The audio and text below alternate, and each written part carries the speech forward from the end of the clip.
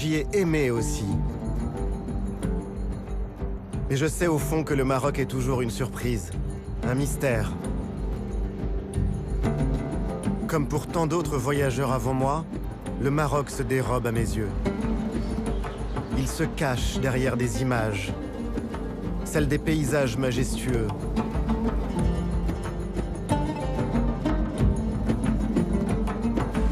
Celles des ruelles, des médinas.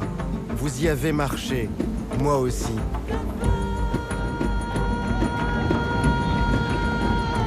Le Maroc se montre comme un royaume de tradition.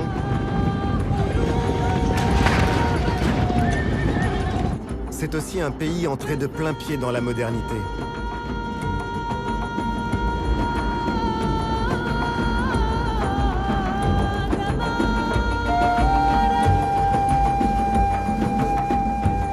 Certains, les yeux perdus à l'horizon, le voient comme un pays de marins, battus par les vents.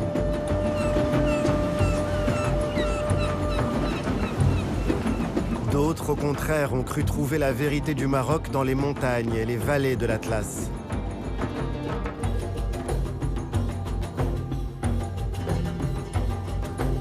Pour les anciens géographes, le Maroc est le pays du soleil couchant, à l'extrémité du monde arabe. Les cartes le placent tout au bord de l'Europe. Et c'est aussi une porte ouverte sur les profondeurs du continent africain. Et si ce pays était à la croisée de tous ces chemins? Où bat le cœur invisible du Maroc? Voici l'histoire de cette quête. Voici l'histoire d'un voyage avec Yann Arthus Bertrand. Avec lui, avec moi, partez à la découverte du Maroc.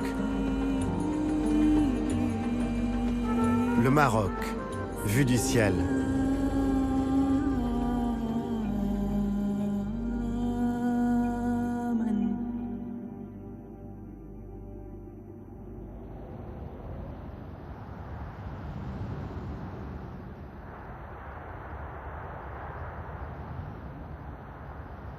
Par quoi commencer? Pourquoi pas par là où tout a commencé, loin de la mer, sur ces falaises du massif du Zarhoun qui bordent le sud du Rif, là où le Maroc est né.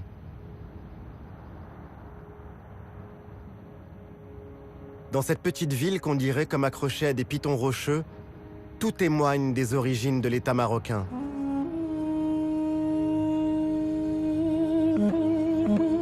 La ville de Moulay Idriss raconte ses temps anciens, ces jours de la fin du 8e siècle quand ce descendant du prophète qui fuyait l'Orient et les persécutions était venu trouver refuge sur ces lointaines terres berbères.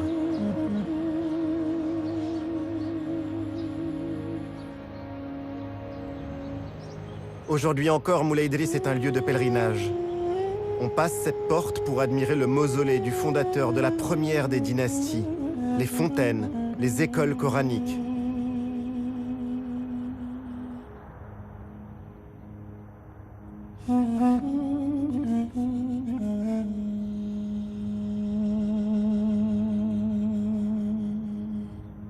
Certains y vont, la foi chevillée au corps, pour chercher la baraka et les faveurs d'un saint descendant du prophète.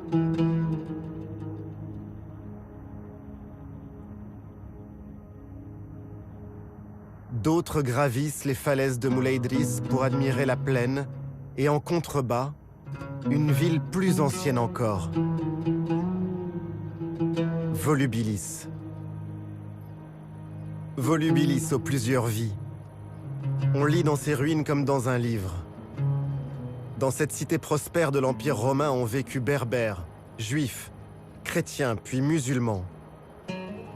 On devine encore la splendeur des riches demeures, ces sols ornés de mosaïques. Chacune d'elles raconte une histoire. Les 12 travaux d'Hercule, ce héros un peu marocain. Hercule, demi-dieu de la mythologie qui vint ici, sur ces terres, pour vaincre le géant Atlas, et qui sépara pour toujours l'Afrique de l'Europe. Hercule qui a tout changé. À Volubilis, on surprend aussi la déesse Diane, qui prend son bain au milieu des nymphes.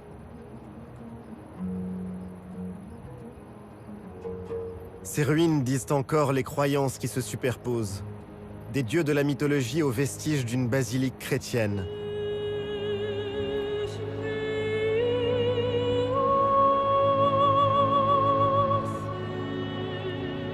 Autant de traces de ce lien profond entre les racines du Maroc et les cultures, les civilisations de la Méditerranée.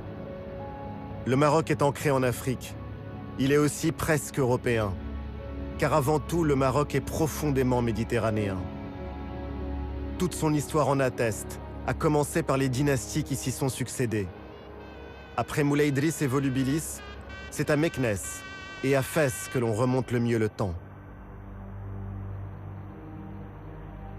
Meknès, la rivale de Fès. La ville de mon père. Dans les réunions de famille, on s'amuse de cette rivalité. Tout est prétexte à polémique et à rire entre les deux villes voisines. Les variantes dans les recettes de cuisine, les différences de caractère ou les traditions.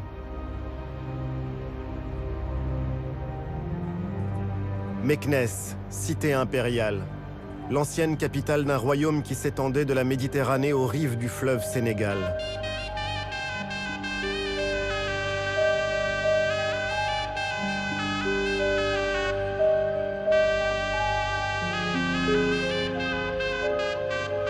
Comme Versailles raconte Louis XIV, Meknès raconte son contemporain, le roi Moulay Ismail. Il y a une forme de nostalgie à se promener dans Meknès, à imaginer la vie d'antan dans les palais, le faste de la cour, les bassins et les canaux qui alimentaient les jardins, les bains et les hammams. Imaginez aussi ces écuries aujourd'hui en ruine qui pouvaient accueillir jusqu'à 10 000 chevaux.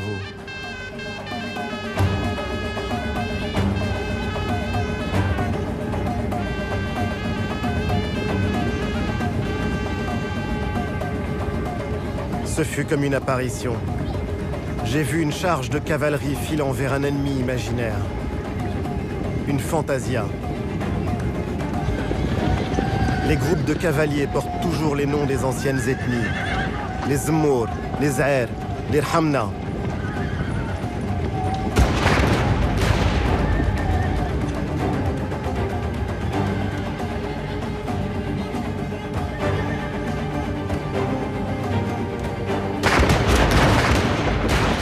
Cette démonstration de force, de panache et de courage, ces montures qu'on dirait prêtes à s'envoler ont fasciné les peintres orientalistes et le plus grand d'entre eux, le français Eugène Delacroix.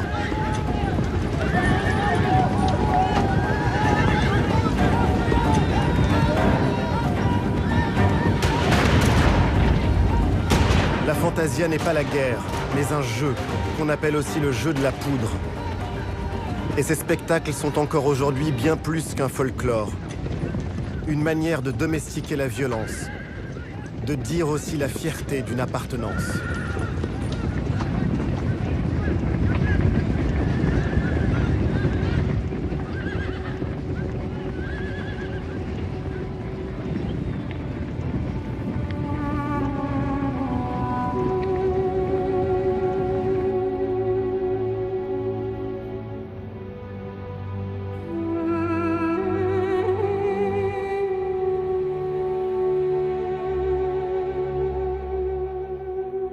Un autre pan de mon histoire et de ma géographie.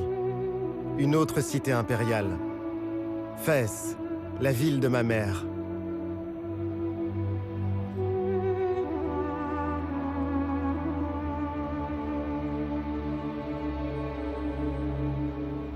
J'ai voulu arpenter les ruelles si étroites de Fès el Belli, le vieux Fès. Certaines ne font que 50 cm de largeur. Un labyrinthe où le désordre n'est qu'apparent. Pour se promener dans Fès, il faut s'abandonner, s'ouvrir à la surprise.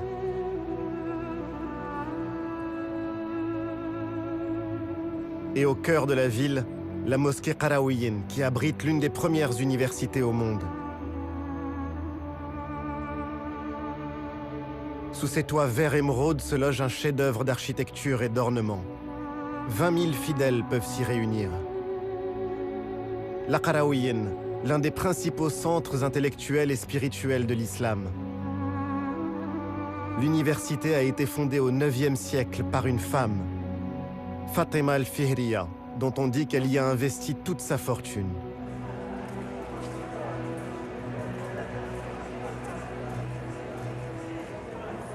La Médina est un écosystème fragile.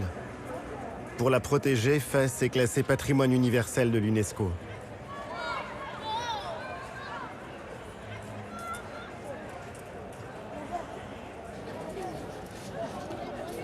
Depuis quelques années, la vieille ville de Fès renaît. Ses monuments, ses maisons sont restaurés. Les habitants ont retrouvé la fierté d'y vivre. La Médina a été sauvée. Ses traditions aussi.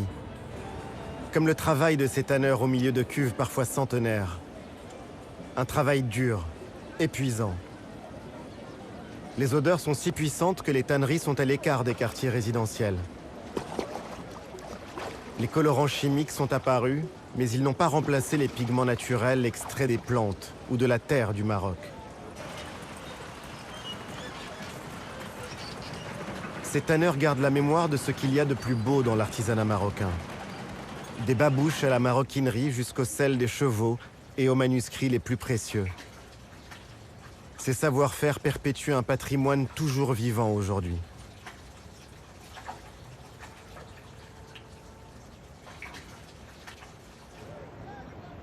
Fès est le modèle de la ville au Maroc.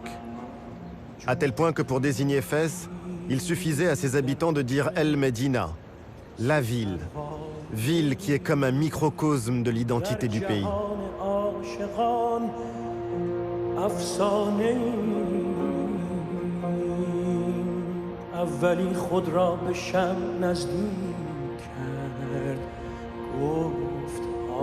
Où est l'identité du Maroc finalement? Sans doute aussi dans cette terre que l'on cultive. Elle se voit dans ces champs de céréales qui sont l'un des trésors de la Méditerranée que le Maroc a reçu en héritage.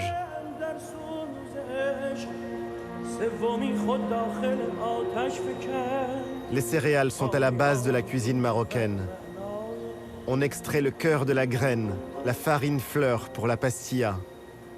On travaille le blé dur pour le couscous. Chaque région a son pain.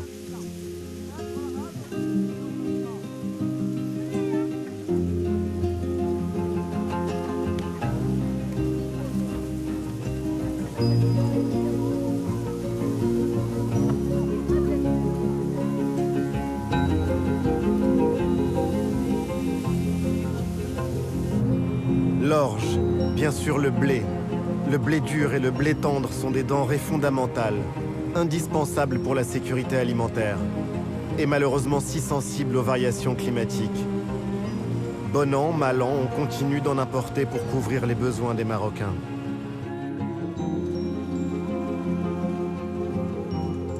La culture la plus célèbre est sans doute maraîchère. C'est la tomate du Maroc.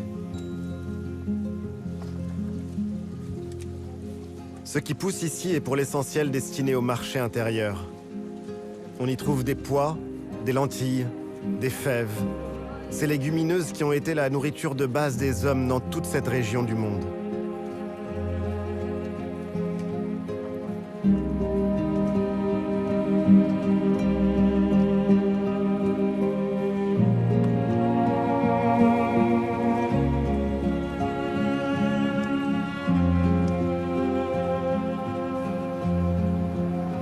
Indispensable aussi le sucre, et donc les betteraves pour le produire.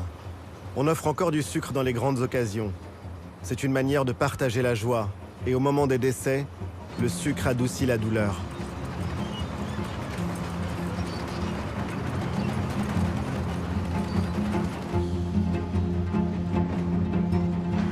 Un dicton annonce que l'eau a bouilli mais que le sucre est introuvable.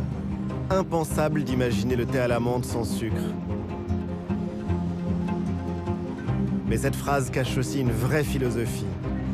On peut penser tout avoir, mais vient à manquer l'essentiel, et alors on n'a plus rien.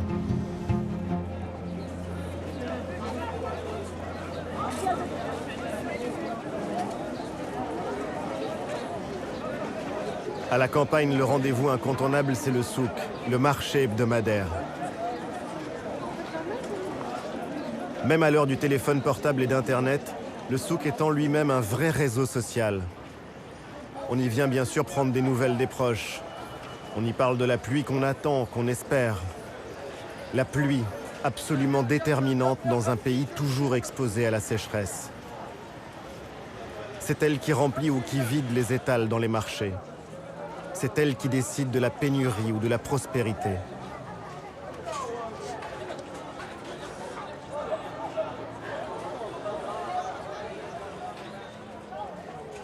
Les années où il ne pleut pas assez, c'est le troupeau qui constitue la trésorerie et qui sert d'épargne. C'est sans doute pour ça qu'on dit que le fleh marocain est d'abord un berger.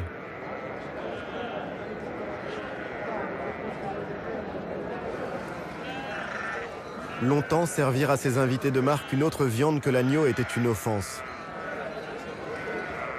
Bien sûr, les choses ont changé, mais le méchoui reste incontournable pour les cérémonies et pour les fêtes.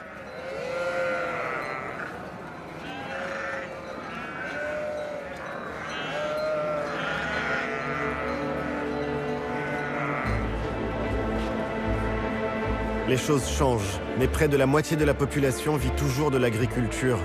Et il faut nourrir 35 millions de Marocains.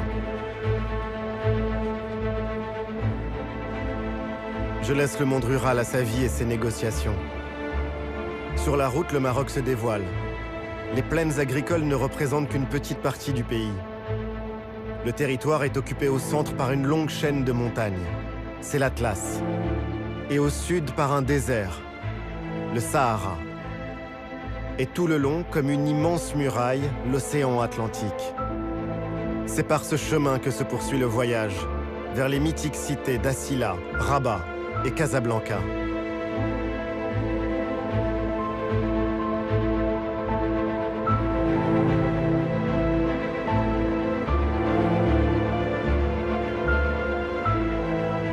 L'océan Atlantique à perte de vue plein sud. Des plages de sable fin, des lagunes, des villes occupées dès l'époque romaine, comme autant de traces laissées par les bâtisseurs marocains, espagnols, portugais, français.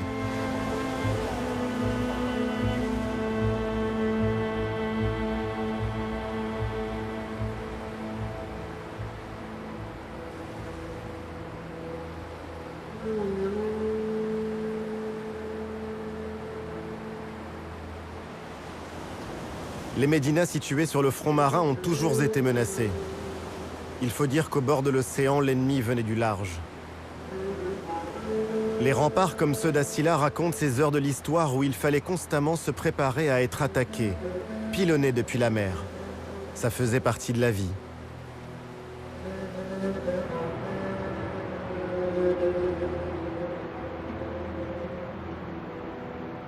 Assila est devenue la ville des peintres, qui chaque année, au moment de son festival, prennent les murs de la Médina pour toile et la transforment en œuvre d'art éphémère.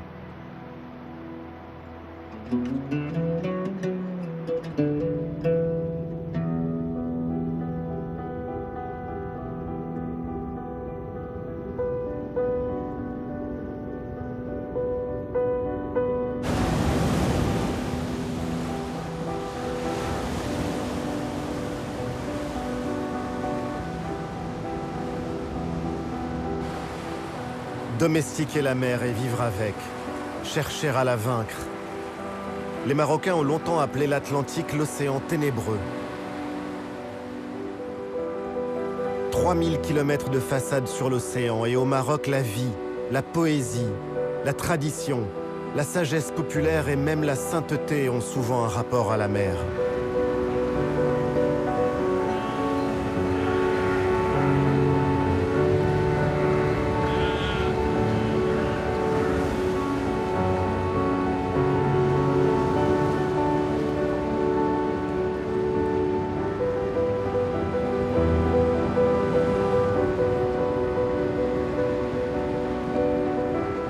Au XVe et XVIe siècle, l'Inquisition condamnait les Marocains qui cherchaient à apprendre et maîtriser les techniques de navigation, ce qui leur était formellement interdit. Ce savoir était réservé aux seuls chrétiens. Aujourd'hui, ce savoir-faire se transmet de génération en génération. Le travail du bois, l'architecture des coques sur lesquelles on peindra des dessins, des inscriptions pour protéger le navire du mauvais œil et du mauvais sort.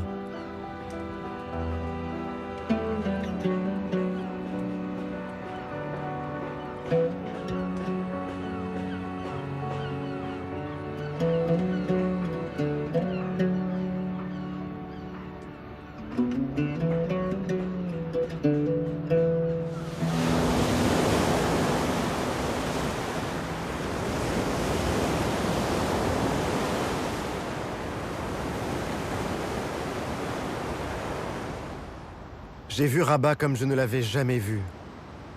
J'ai marché dans les ruelles peintes de chaux blanches et bleues des Oudayas, ce quartier qui tient son nom d'une ancienne tribu. J'ai longé les remparts jusqu'à la tour des pirates qui rappelle le passé corsaire de Rabat. Ces navigateurs sans peur qui, au XVIIIe siècle, écumaient les mers jusqu'à l'Islande.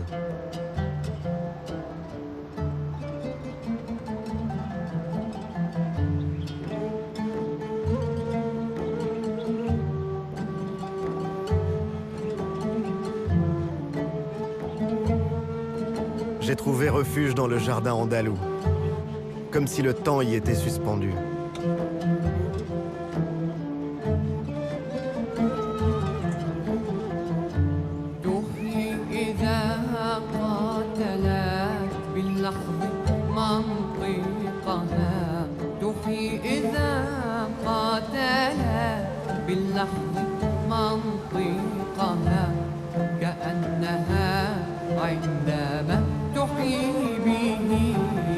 La cité corsaire est un souvenir présent dans les livres d'histoire, dans les contes et les imaginaires. Aujourd'hui, Rabat est la capitale du Maroc indépendant. Je suis donc allé méditer sur la tombe du père de l'indépendance marocaine, Mohamed V.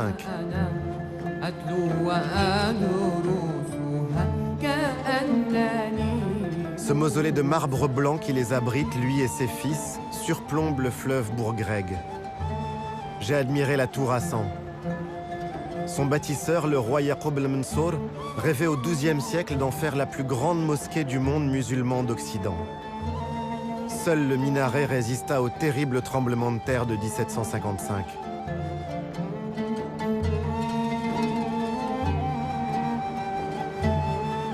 La grande histoire. Et puis mon histoire.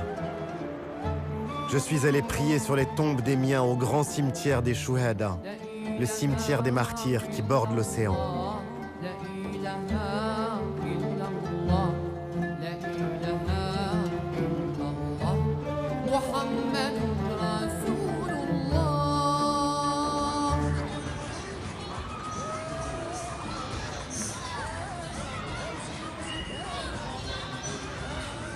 La ville de mon enfance a bien changé.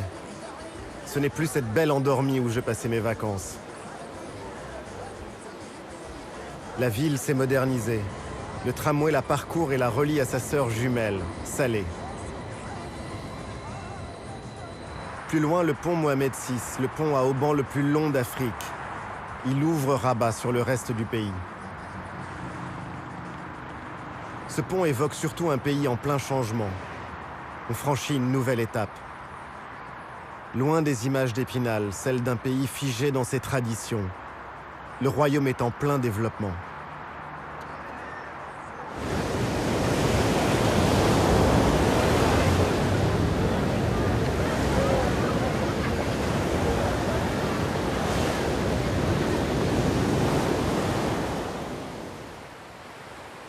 Sur la route de Casablanca, la plage de Bouznéka. Les riches Casablancais y ont des maisons d'été, imposantes, luxueuses. Ces grandes villas ont remplacé les cabanons de bois qui dataient pour certains du protectorat. On en trouve encore quelques-uns dans la baie voisine de Dahomey. Ils sont exposés à l'érosion et aux marées.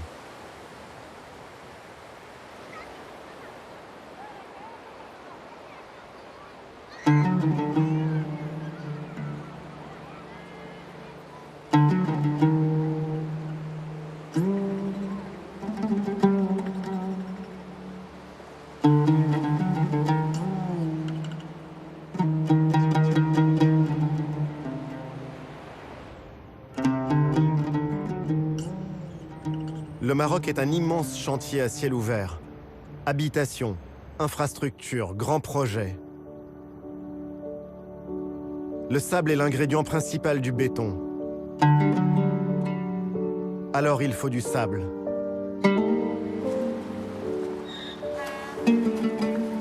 On a du mal à croire que le sable soit devenu un produit stratégique, rare et recherché. Le travail est dur pour ces hommes qui doivent ramasser ce sable gorgé d'eau, et donc très lourd. Et je me pose la question, ça donne du travail, mais à quel prix ?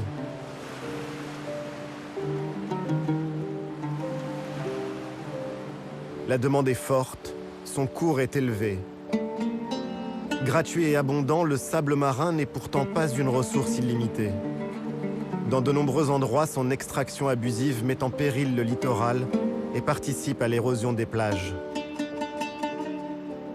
Ce ne sont bien sûr pas quelques ânes qui mangent les falaises. Ailleurs, d'autres utilisent des machines et des camions pour le transporter.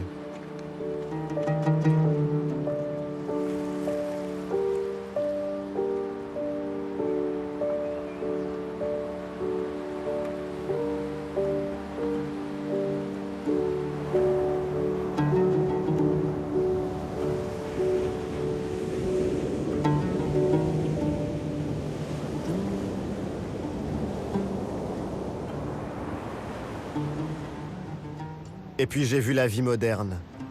À Casablanca, une ville qui est le laboratoire du Maroc à venir. Les nouveaux modes de vie, les nouveaux métiers, les nouvelles relations sociales, tout ça s'invente ici, dans cette métropole qui n'arrête pas de changer.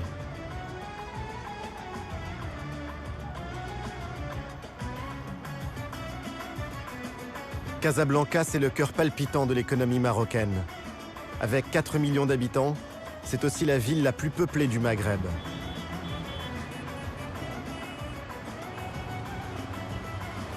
Casablanca est une métropole éclatante de vie, où cohabitent la richesse et la pauvreté.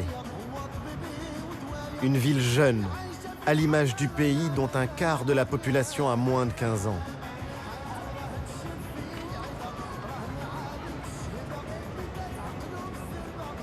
Cachée derrière ses remparts, la ville ancienne côtoie la ville coloniale. Cette ville a été pensée, conçue, dessinée pour être la capitale économique du Maroc il y a maintenant 100 ans. Elle est aujourd'hui à l'étroit dans ses murs. Cette cité résolument tournée vers l'avenir a encore un peu de mémoire. Ses monuments Art Nouveau ou Art déco, comme l'église du Sacré-Cœur, convertie en salle d'exposition.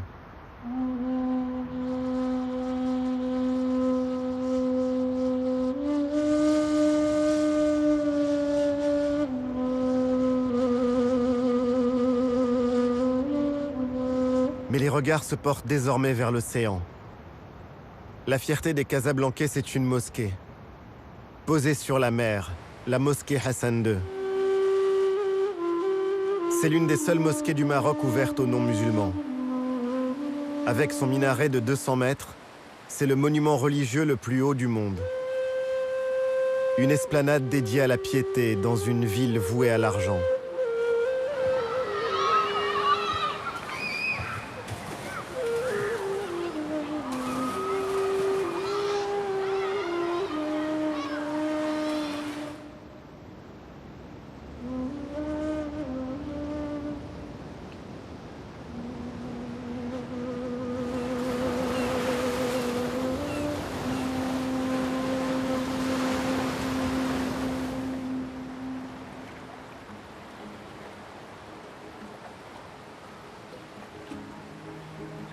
Les pêcheurs, ce peuple de la mer qui est aussi le peuple de la nuit et du petit matin. Ces hommes vivent au rythme des saisons et des migrations des bancs de poissons.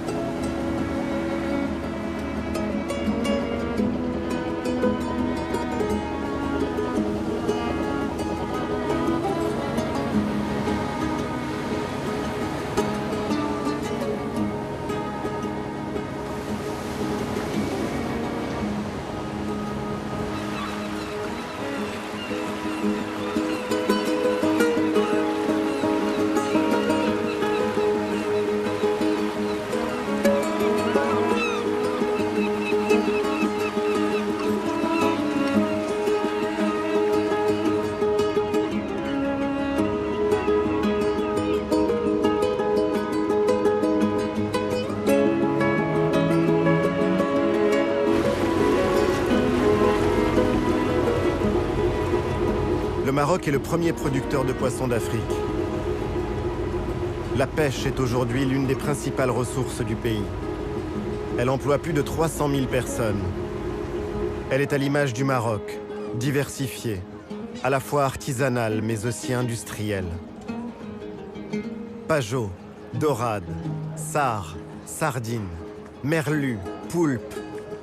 La plupart des poissons pêchés se retrouveront dans les marchés et les assiettes d'Europe jusqu'à l'Asie du Sud-Est et au Japon.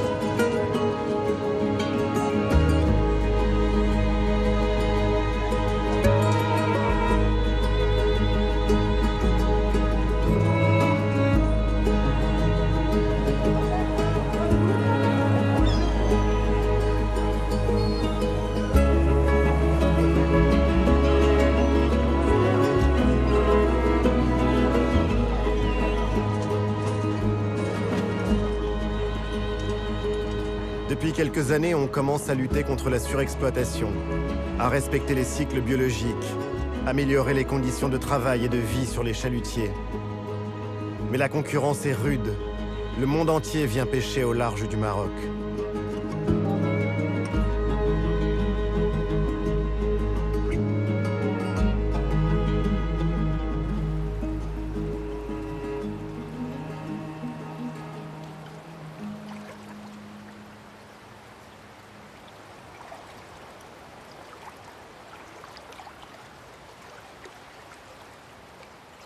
C'est cette même mondialisation qui fait vivre les pêcheurs d'algues de la région d'El Jadida et qui tout à la fois en épuise les ressources.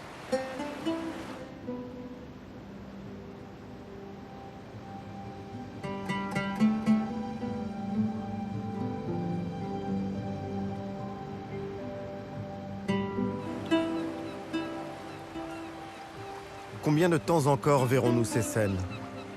Les algues rouges ne sont pas une richesse dont on peut profiter sans limite. Ramassées, séchées au soleil, ces algues sont utilisées dans l'industrie pharmaceutique ou cosmétique. Transformées par la chimie, elles serviront à fabriquer l'agar-agar, ce gélifiant végétal utilisé par les groupes agroalimentaires. La demande est forte. Seule une infime partie de cette manne reviendra à ces femmes, à ces hommes qui récoltent les algues quelques mois par an.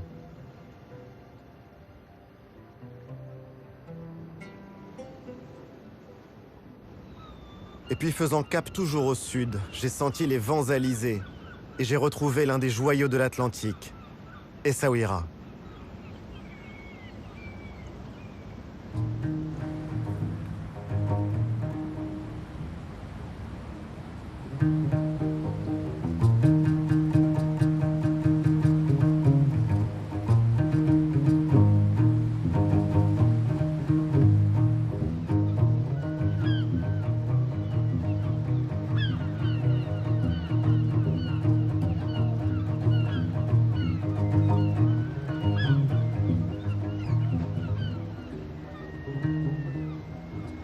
Essaouira, cette ville entre deux mondes qui vit au rythme de la musique gnawa.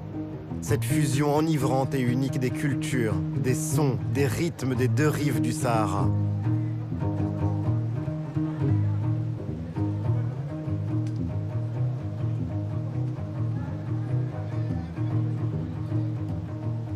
Longtemps, une caravane de 10 000 chameaux reliait Essaouira à Tombouctou et poussait ses relais jusqu'à Saint-Louis au Sénégal. J'ai déambulé dans le Mellah, ce quartier qui garde encore le souvenir de la culture juive, si importante au Maroc. Les murs, les maisons témoignent de ce glorieux 19e siècle, quand celle qu'on appelait Mogador était une plaque tournante du commerce international.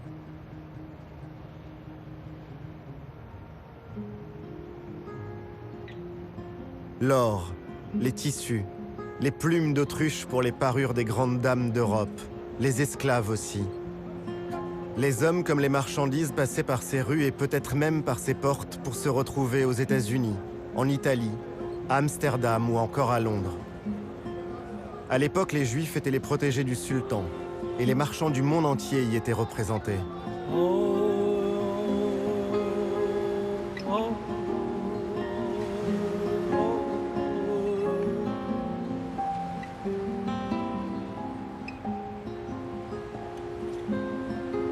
Partout au Maroc, les quartiers juifs portent le nom de Mellah, un mot dont l'origine vient du sel. Certaines activités de salaison et de conservation ont longtemps été réservées aux Juifs marocains. Pendant des siècles, l'histoire du Maroc s'est confondue avec ce commerce, quand le sel était au centre des échanges de la Méditerranée jusqu'au sud du Sahara. Du sel contre l'or du Ghana.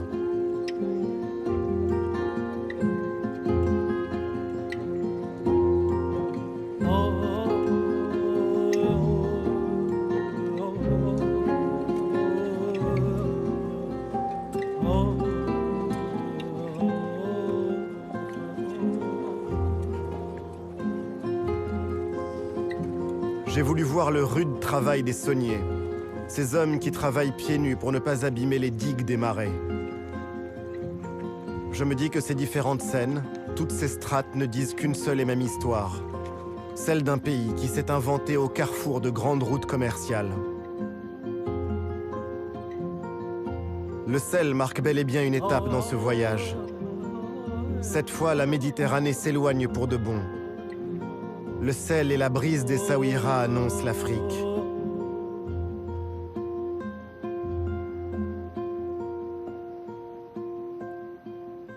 D'ailleurs, en 2000 km de côte, le paysage a profondément changé.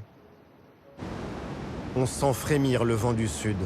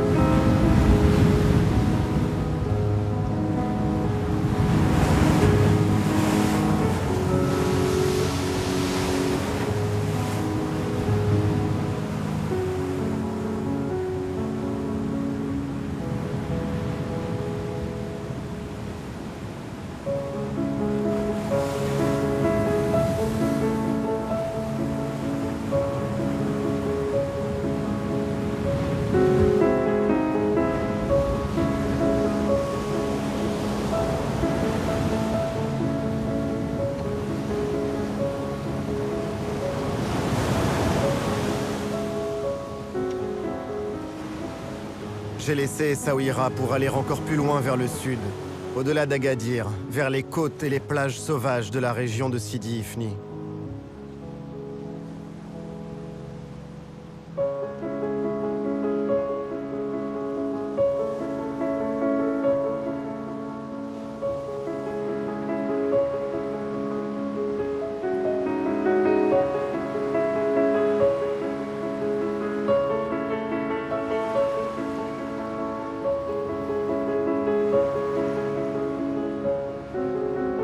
Contempler encore une fois les arches de l'Exila. L'arche que l'on voit n'existe déjà plus, emportée par l'érosion. Le monument naturel s'est écroulé.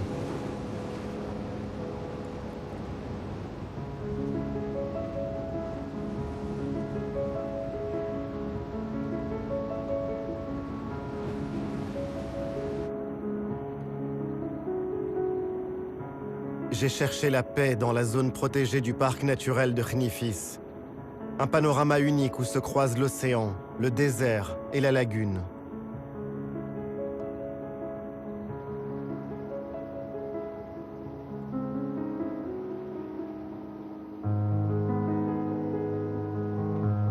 Des milliers d'hectares sauvages et un refuge pour la faune. C'est la voie de passage des oiseaux migrateurs qui longent le rivage atlantique. Cette route les mène jusqu'en Afrique du Sud. Ce littoral fut aussi un repère pour les hommes. Khnifis était une étape sur la route de l'aéropostale. Mermoz, Saint-Exupéry suivaient la côte pour ne pas se perdre. C'était alors leur seule chance de franchir le désert.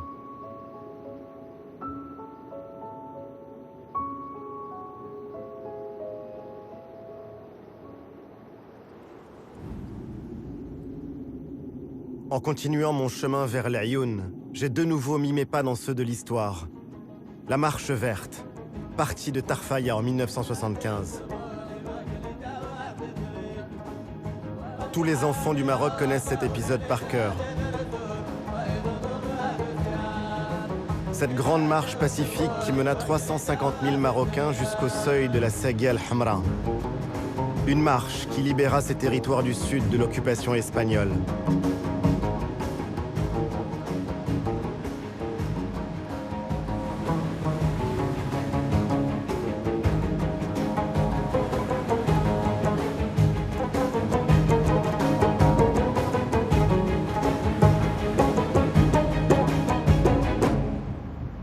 L'Aïoun a connu ces dernières décennies un développement fulgurant. L'ancien petit campement de l'époque coloniale est devenu le principal centre urbain des provinces du Sud. La population y a plus que doublé en 40 ans. Autour de la grande place du Méchoir, la ville s'est agrandie avec ses infrastructures, ses banques, ses administrations et ses entreprises. Comment imaginer qu'à la place de cette ville en plein désert, il n'y avait encore récemment que des traces de passage de tribus nomades? Partout, de grands chantiers sont lancés pour développer l'économie de la région. Et le Maroc attend que sa souveraineté sur le Sahara soit entérinée par l'ONU.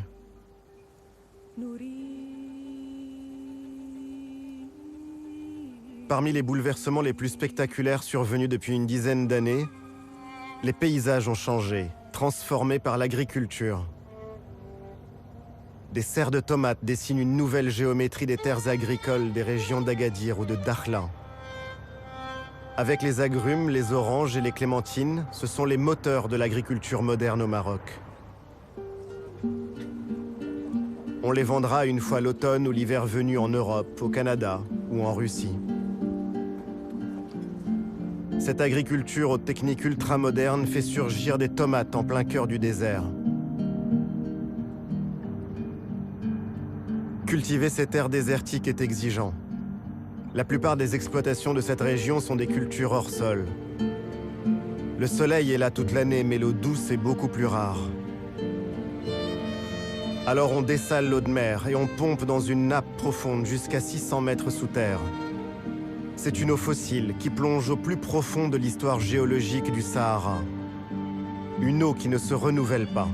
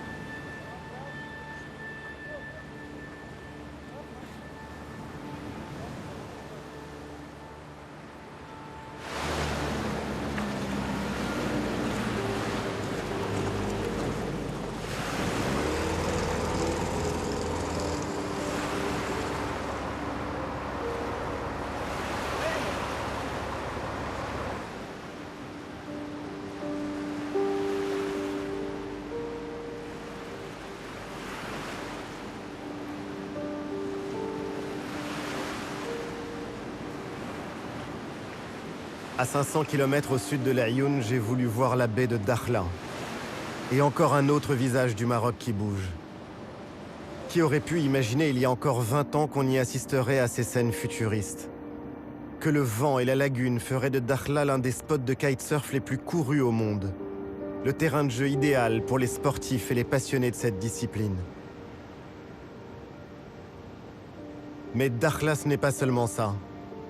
L'écrivain Leila Slimani évoque ce lieu unique comme la baie de tous les possibles. La fusion du désert et de l'eau, quand la terre pénètre l'océan. Leila Slimani qui nous dit qu'aimer Dakhla, c'est d'abord et avant tout avoir le souci de la sauvegarder.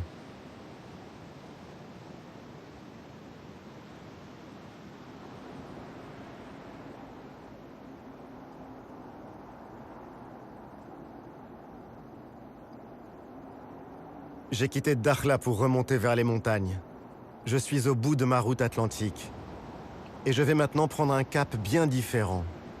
Je veux remonter dans les vallées et les contreforts de l'Atlas, toujours à la recherche du cœur du pays. Vers le village d'Amtuddi, puis la vallée d'une Fis dans le lit de cette rivière sur la route de Marrakech.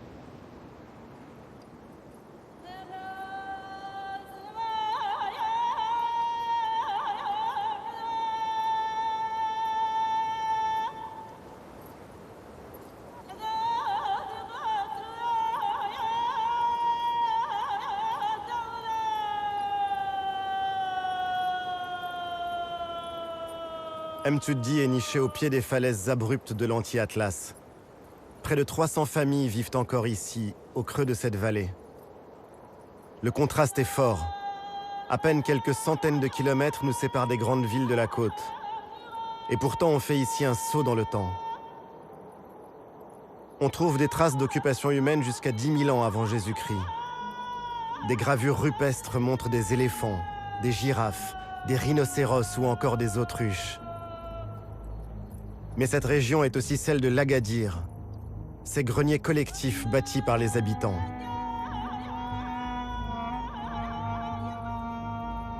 Et j'ai vu celui d'Id Aïssa, accroché sur un piton rocheux à 30 minutes de marche du village. Un grenier qui date du XIIe siècle et où l'on cachait les réserves, les grains, les noix, les olives et tout ce qui était précieux pour les protéger des razzias. Ces attaques, ces pillages qui pouvaient survenir à tout moment et qui existaient encore au début du XXe siècle.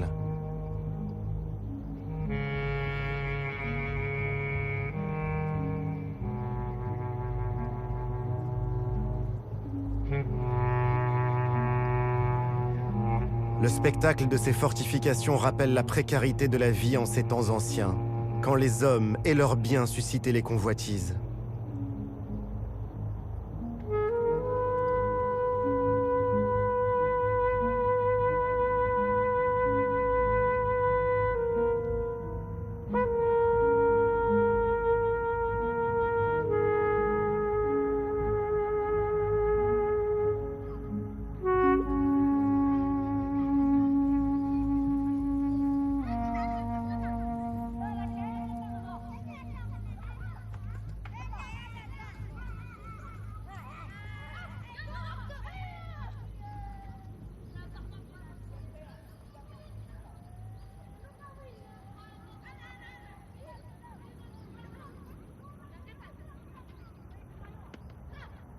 En remontant vers Marrakech, j'ai suivi le lit d'une Fis.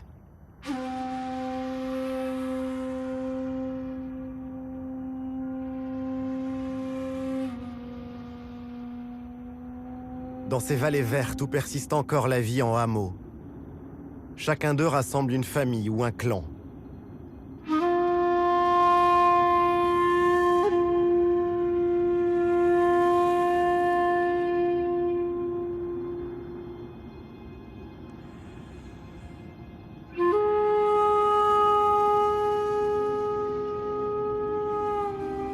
Rien ici n'est fait au hasard, comme dans ce village de Tsougl Khair. Le choix du site et des matériaux de construction, l'orientation des façades et des ruelles pour laisser le moins de prise possible au vent, à la pluie et aux intempéries.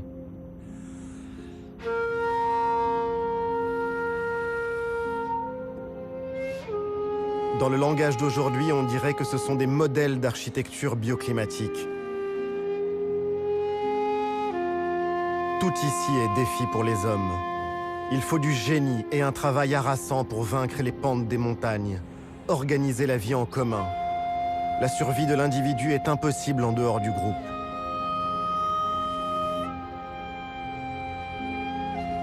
Le visiteur peut avoir l'impression que ces villages, ces hameaux sont repliés sur eux-mêmes. Pourtant, tous sont reliés par des pactes d'alliance. On s'entraide, on communique.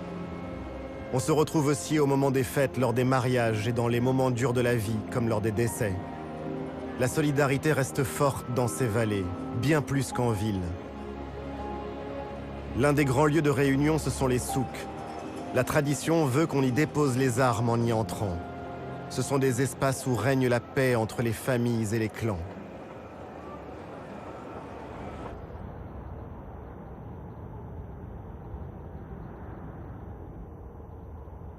Toute cette vie dans les vallées et les montagnes n'existerait pas sans eau. L'eau est si précieuse qu'on a appris ici que gouverner, c'est pleuvoir.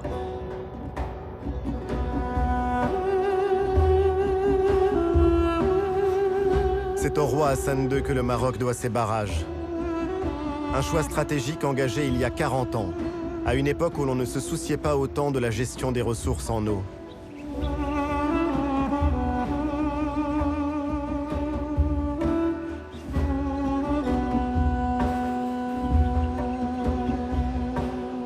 Ces ouvrages d'art ont jeté les bases d'une vraie politique hydraulique. Aujourd'hui, près de 140 barrages alimentent les agriculteurs en eau.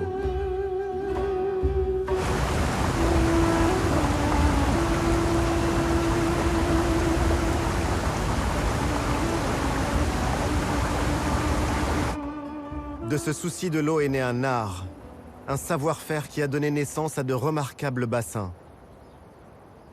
Certains sont vieux de plus de 700 ans. Le bassin de la Ménara est alimenté par un système hydraulique. Il achemine l'eau depuis les montagnes, à 30 km environ de la ville de Marrakech. Ce bassin permet l'irrigation de l'oliveraie qui l'entoure. La Ménara. On ne compte plus les légendes qui sont nées de ce lieu. On raconte que le roi Moulay Ismail y aurait noyé nombre de ses conquêtes après les avoir séduites. D'autres disent que sous le bassin se trouve le trésor que le sultan Abou Bakr ibn Omar aurait rapporté d'Orient.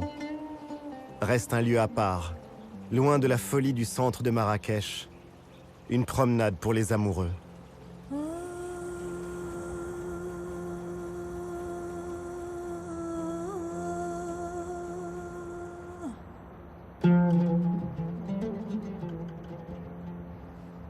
Marrakech a été fondée au XIe siècle par une femme, Zine ibn Fzawiya, l'épouse du roi Youssef ibn Teshfin qui rêve de conquête. Son mari parti en guerre, Zine ibn Fzawiya s'établit dans cette palmeraie au pied de l'Atlas. C'est elle qui en conçoit les tracés et qui administre ce qui est rapidement devenu une cité prospère.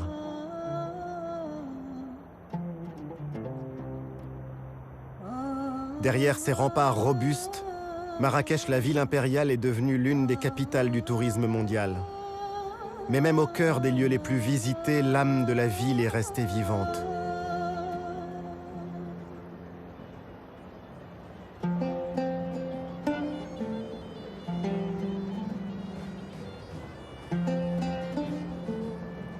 La place Jemaa el-Fna reste une scène de spectacle à ciel ouvert.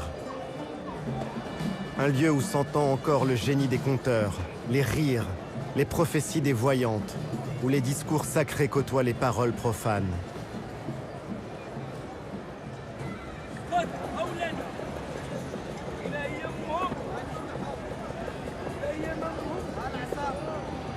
Jemaa el-Fna garde le souvenir de ce temps où le réel et l'imaginaire se confondaient.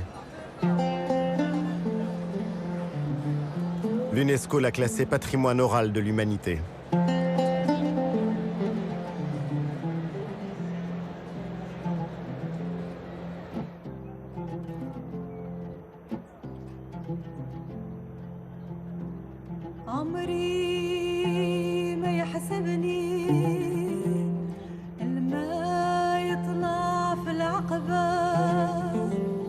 Cette âme de Marrakech, on la retrouve encore en flânant dans les jardins Majorelle, du nom de ce peintre français tombé amoureux du Maroc. Passionné de botanique, il a créé un jardin qui est une œuvre d'art vivante en plein cœur de la ville. Il a aussi créé le bleu qui porte depuis son nom. Ce bleu outre-mer en écho au ciel de Marrakech.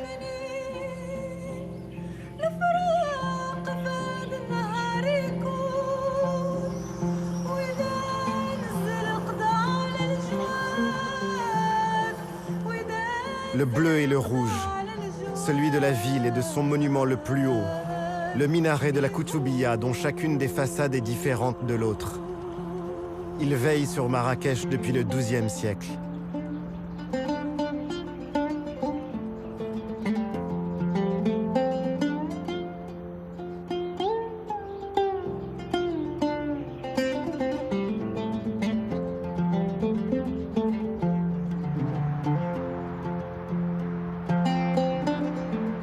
faut dire que la ville s'est considérablement agrandie, et notamment pour accueillir les touristes.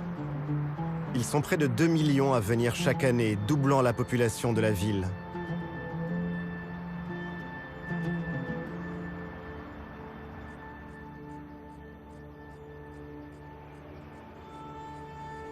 Beaucoup font le voyage et viennent à Marrakech pour jouer au golf.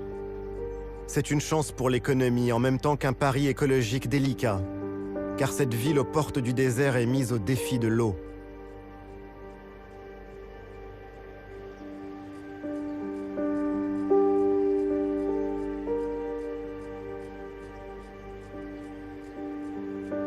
La demande explose et il faut préserver les ressources.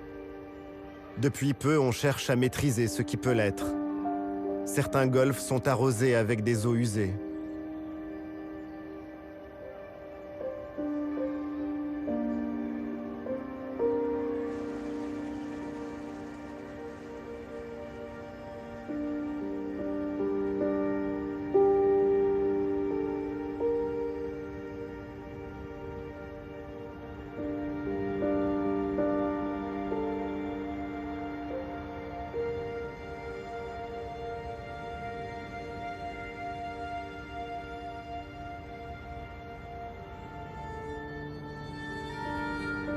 De Marrakech à Tellouet et vers Ouarzazate, on franchit les vallées et les cols du Haut-Atlas.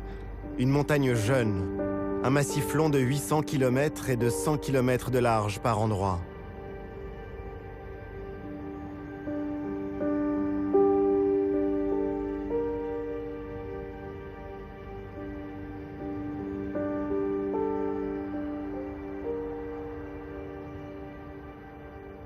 Cette fois, la route nous emmène au plus profond du pays, sur ces sommets enneigés.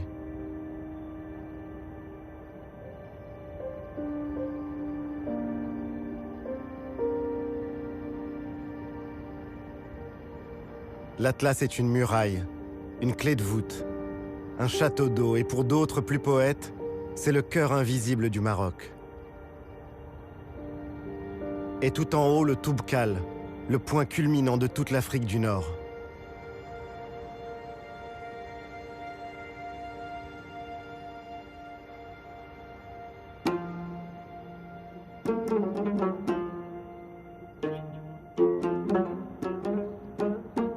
L'histoire de l'Atlas, c'est aussi celle d'un refuge. Dans cette région, l'hospitalité a toujours été reine. On est ici dans l'un des creusets de la culture et de l'identité berbère. Aujourd'hui, les langues et les traditions de ces terres sont reconnues et enseignées.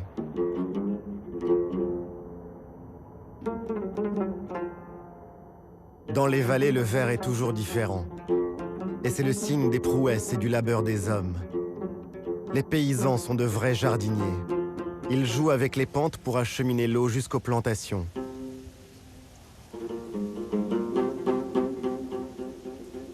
Depuis l'âge de bronze, on cultive la rose en Méditerranée. La célèbre fleur s'épanouit dans ces espaces semi-arides. La récolte se fait au lever du jour, quand les fleurs sont encore humides. Cueillies délicatement par les femmes, les fleurs seront vendues au kilo et distillées le jour même.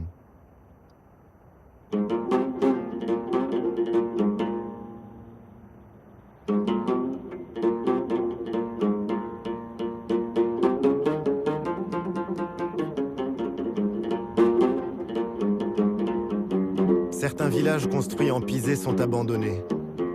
De nombreux jeunes quittent la campagne pour aller chercher meilleure fortune ailleurs.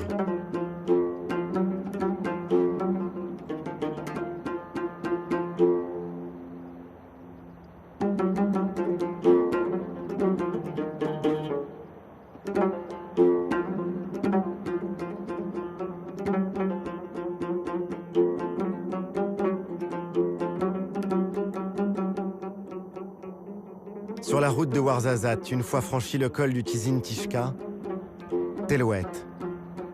Pendant des siècles, ce fut le passage obligé du commerce entre Marrakech et le sud de l'Afrique. Le fief du Glaoui, l'ancien pacha de Marrakech. Thamil Glaoui, passé au service des Français, et qui paya cher sa trahison. Si le roi Mohamed V lui a pardonné, la Casbah est laissée à l'abandon depuis l'indépendance.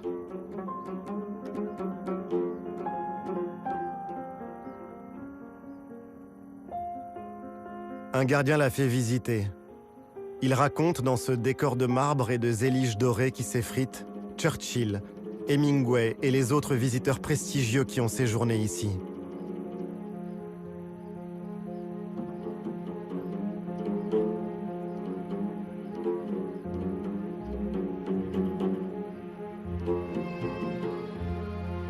S'y promener, c'est réfléchir sur le pouvoir.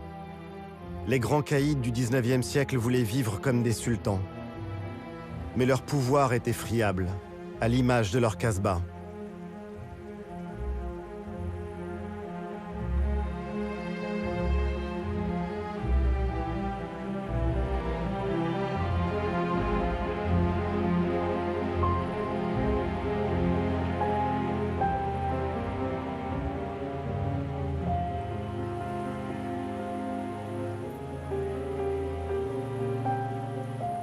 À Telwet, la cigogne blanche veille sur les hommes.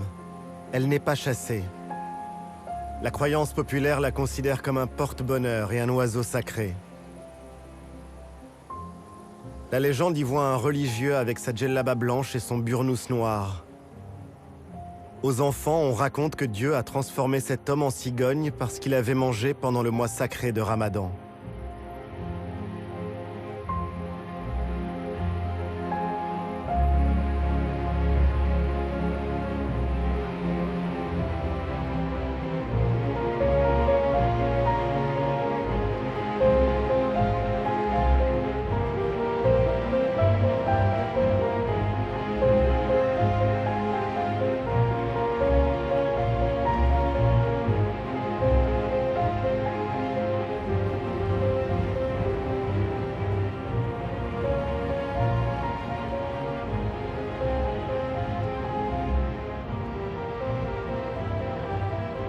En descendant vers Ouarzazate, sur une colline rose, Eitz Ben Hiddou et ses Casbahs.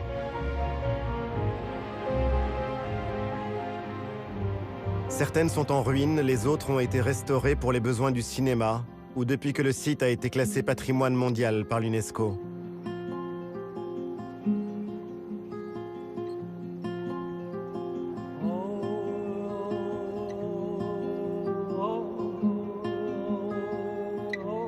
Ces terres sont aussi celles de la civilisation du palmier.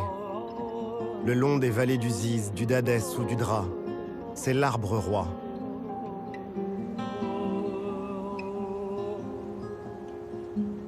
Chacun d'entre eux peut produire 30 à 100 kilos de dattes selon les années. Mais l'arbre est menacé. 2 tiers des palmiers dattiers ont été décimés par la maladie du bayoud.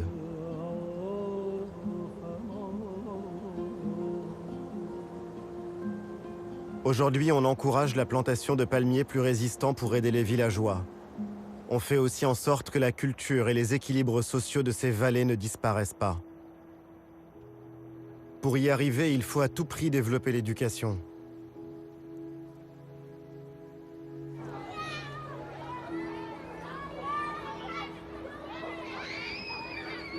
Et dans un pays où 40% de la population vit dans les campagnes, cela veut dire fournir l'accès à la scolarité même dans les régions les plus enclavées.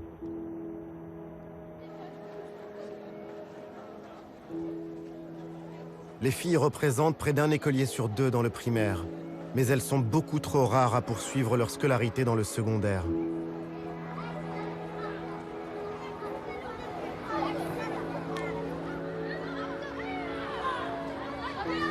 C'est à l'école, c'est dans la loi, dans les têtes aussi évidemment que se jouera l'émancipation des femmes marocaines.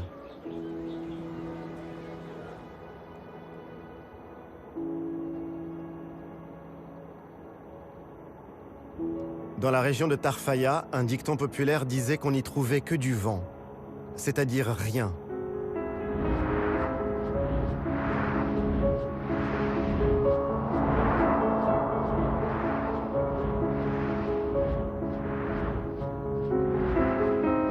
Aujourd'hui, ce rien est une richesse. C'est lui qui fait tourner les éoliennes dans tout le pays.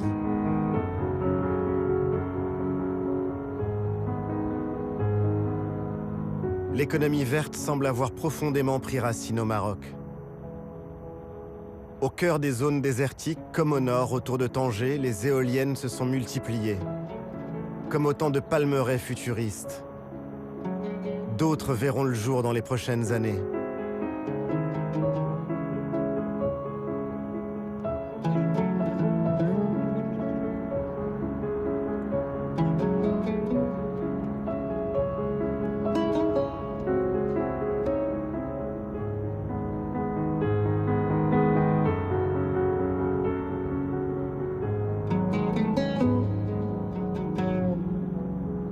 Mais l'image la plus spectaculaire de cette transition énergétique, c'est celle de la centrale solaire Noor, près de Ouarzazate. Noor, ça veut dire la lumière en arabe. D'ici 2020, Noor déploiera ses miroirs sur des milliers d'hectares, l'équivalent de 3500 terrains de football, ce qui en fera l'une des plus grandes centrales solaires au monde. La ressource est inépuisable.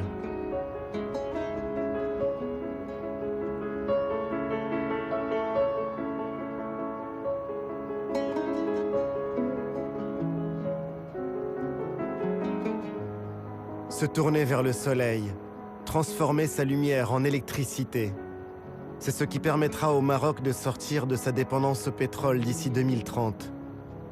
Plus de la moitié de l'énergie produite dans le pays sera verte.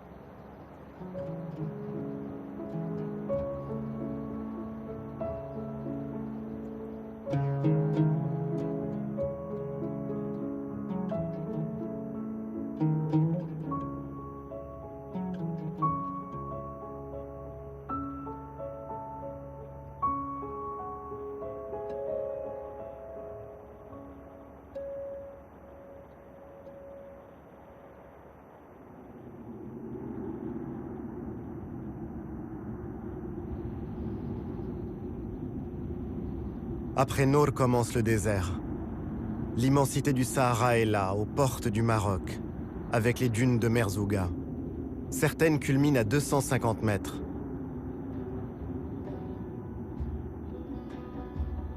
Quelque part à l'est, il y a l'Algérie.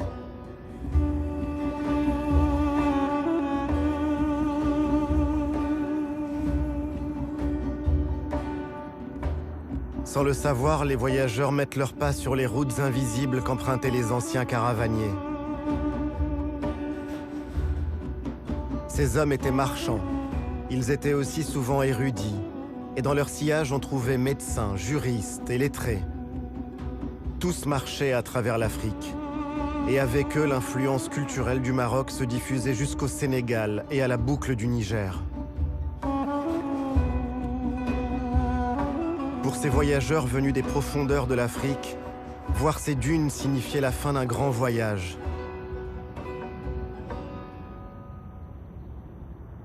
Merzouga annonçait le Maroc, un autre monde, cosmopolite, celui de la Méditerranée. Tout nous ramène finalement à cette mer Méditerranée, et plus encore à cette ville au contact de l'Afrique et de l'Europe que l'on appelle Tanger. De Rabat, Salé la corsaire, à Fès l'arabo-andalouse ou Marrakech la déjà africaine, le Maroc est à la croisée de tant de routes. Les caravanes ont disparu, mais aujourd'hui encore, nombre de femmes et d'hommes rêvent toujours d'atteindre la Méditerranée.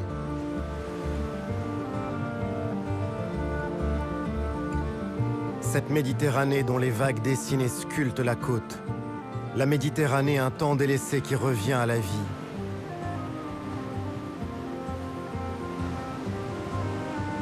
Romains, Phéniciens, Arabes, combien de peuples et d'empires ont contemplé ces falaises? Depuis quelques années, ce sont les Marocains qui se réapproprient leur rivage méditerranéen.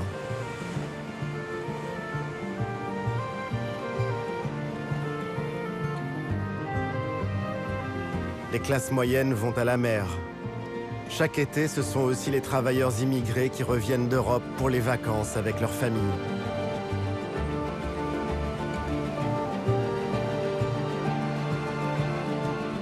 La plage et le soleil ont fait de ces rives de la Méditerranée une côte radieuse. On y croise aussi des Espagnols venus en voisin le temps d'un week-end. C'est un retour de l'histoire dans cette région marquée par les rivalités avec le voisin du Nord. Sous les parasols, on ne se soucie plus des conquêtes. On oublie peu à peu l'époque où la baie d'Al-Hoceïma était l'objet de toutes les convoitises européennes.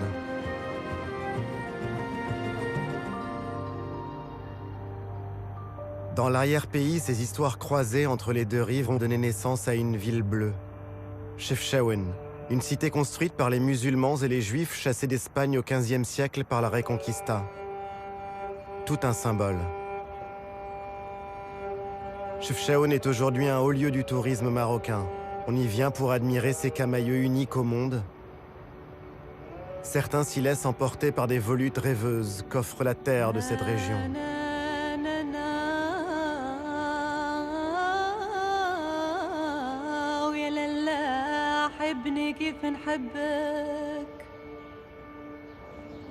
La légende dit que la ville a été peinte en bleu par les Juifs.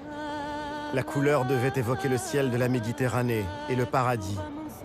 D'autres, plus prosaïques, avancent que la chaux blanche et bleue dont sont peintes les maisons est le meilleur des anti-moustiques.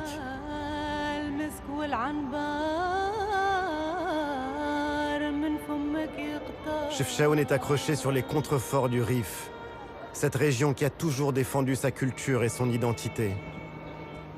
Le Rif est la patrie d'Abdelkrim el-Khattabi, ce héros marocain devenu icône de la lutte anticoloniale. Comme un autre retour de l'histoire, le Rif vit aujourd'hui largement de l'émigration de ses enfants en Europe. Et l'Europe est justement là, on la touche du doigt, à Tanger.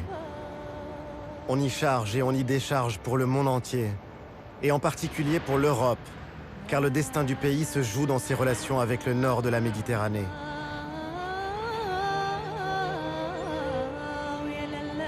Chaque année, plus d'1,5 million de passagers changent de continent sur ces quais de Tanger. Dans les années 1920, Tanger avait le statut de ville internationale. On y croisait des aventuriers ou des espions. La Belle n'a pas perdu son âme. Elle attire toujours des voyageurs, des écrivains, des peintres venus d'ailleurs. Elle reste cette ville de brassage et de rencontres. Pour les candidats à l'exil venus de toute l'Afrique, Tanger est toujours un rêve. Un rêve d'Europe. Combien sont-ils à attendre de pouvoir traverser le détroit au risque de leur vie, à se retrouver pour prier dans ces églises longtemps restées désertes? Tanger est une ville-monde, un peu à l'image du Maroc finalement. Un pays à la croisée de tous les chemins, de toutes les cultures et des religions.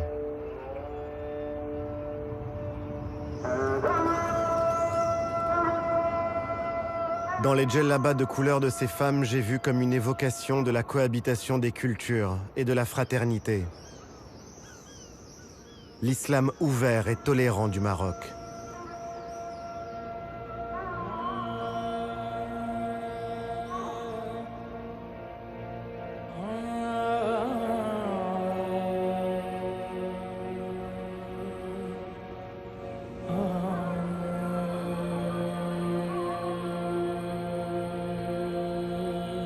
Sur cette esplanade de la Piété, celle de la mosquée Hassan II à Casablanca.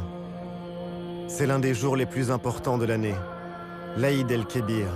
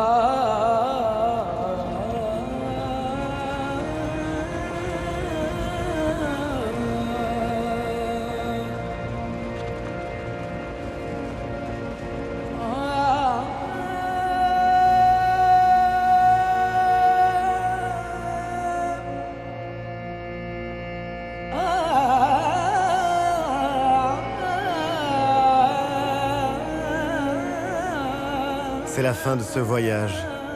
J'ai retrouvé les miens. J'ai redécouvert mon pays.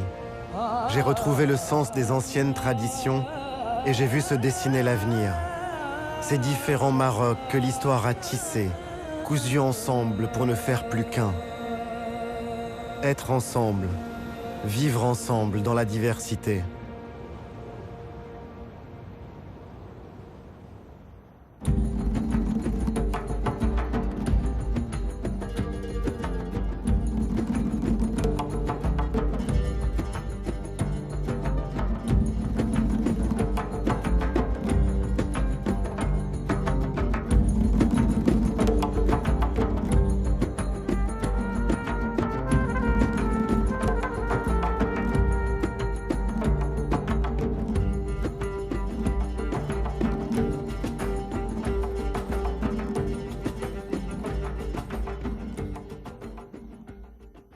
Attention, canicule. Pour éviter le coup de chaleur et la déshydratation, adoptez les bons gestes. Buvez régulièrement de l'eau. Mouillez votre corps plusieurs fois par jour tout en assurant une légère ventilation. Mangez en quantité suffisante. Fermez les volets le jour et passez du temps dans un endroit frais. Évitez les efforts physiques. Ne buvez pas d'alcool. Prenez régulièrement des nouvelles de vos proches. Si vous voyez une personne victime d'un malaise, appelez immédiatement le 15. Ceci est un message du ministère chargé de la Santé et de Santé publique France. Jeudi prochain, Stéphane Bern vous emmène à la rencontre de la reine Margot. C'est sans doute l'une des princesses les plus cultivées de son époque. Fille et sœur de roi, en apparence, son destin est tout tracé. Mais c'est oublier le caractère de Margot, bien vite confrontée à une succession d'obstacles et de tragédies. Saint-Barthélemy marque le fer rouge, en quelque sorte, l'action des Valois dans ce pays. Chacun de ces faits et gestes a un rôle et une signification politique. Elle veut laisser une trace d'une princesse exceptionnelle. La légende noire de la reine Margot. Un secret d'histoire inédit, jeudi prochain à 20h55 sur France 2.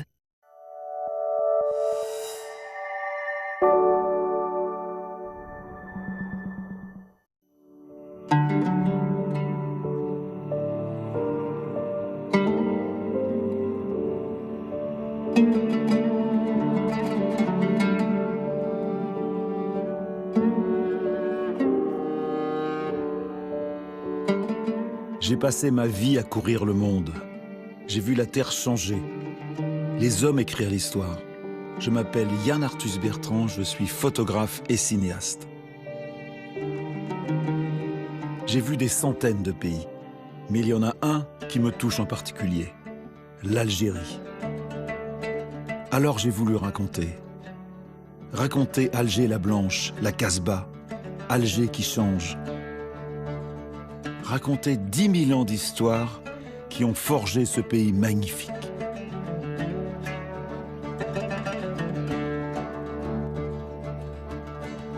J'ai voulu montrer la Kabylie, prendre la route des vacances avec les Algériens, rêver de Méditerranée.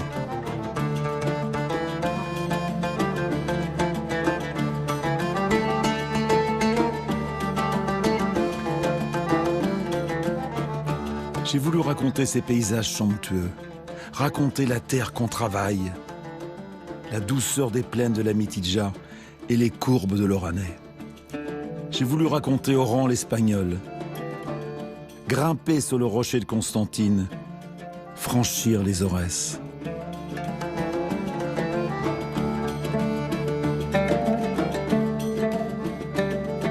Enfin, j'ai voulu montrer l'immensité du Sahara, filmer pour la première fois un mirage. Voir la cité de Gardaïa, ce miracle.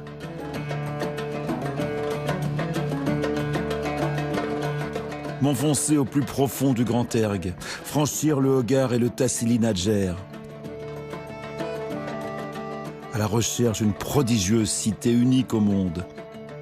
La cité de Séphar et ses 15 000 peintures rupestres.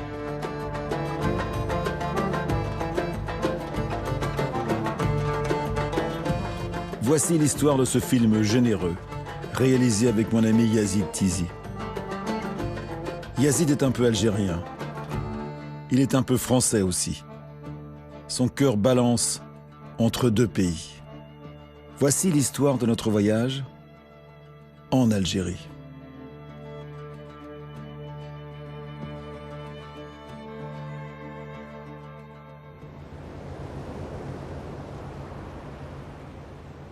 On peut aller à Alger en avion, comme dans n'importe quelle capitale du monde. Mais c'est par la mer que l'on rentre en Algérie.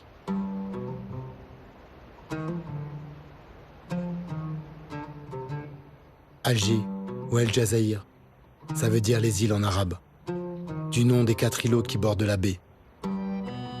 Une fois encore, je reviens à Alger-la-Blanche. Je fais le voyage comme tant d'autres qui vivent entre la France et l'Algérie.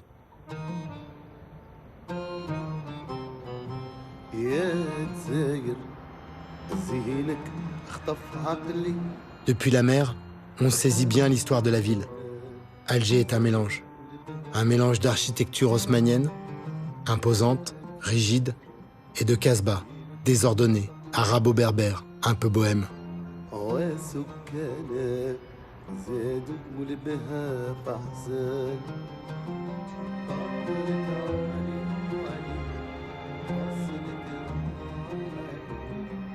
Les deux villes anciennes se disputent la vue sur la baie d'Alger. Alger est une ville qu'on escalade. Alors il faut du souffle pour arpenter son histoire.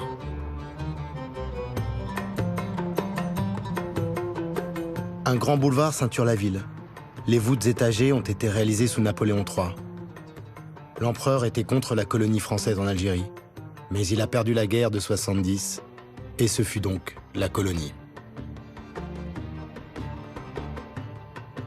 La Grande Poste à Alger, c'est comme la Tour Eiffel à Paris. Un repère, un phare. Sans la Poste, on est perdu. C'est un lien entre la diaspora et le pays. On transfère l'argent. 4 milliards d'euros rentrent en Algérie chaque année par les bureaux de poste. Et 7 milliards par les filières informelles. C'est-à-dire les poches de tout le monde. Toutes les générations veillent les unes sur les autres. La densité et l'étroitesse des rues favorisent aussi le climat familial. J'ai poussé la porte de la mosquée qu'on appelle Jamal Yehoud, la mosquée des Juifs. En fait, c'est une synagogue convertie en mosquée, mais le nom est resté. Elle est dans l'ancienne rue Randon. Maintenant, la rue s'appelle rue Amar Ali, en mémoire du militant FLN, Ali Lapointe. Et j'ai pris aussi la rue commerçante Larbi Ben Mehdi, du nom d'un des responsables du FLN durant la guerre d'Algérie. Mort en 57, suicidé par le renseignement français. Puis aussi Saïd Bakel, Ali Boumengel, Mohamed Sidoum, Ahmed Chaïb. J'ai un peu la sensation de visiter Alger escorté par l'armée des ombres. C'est troublant.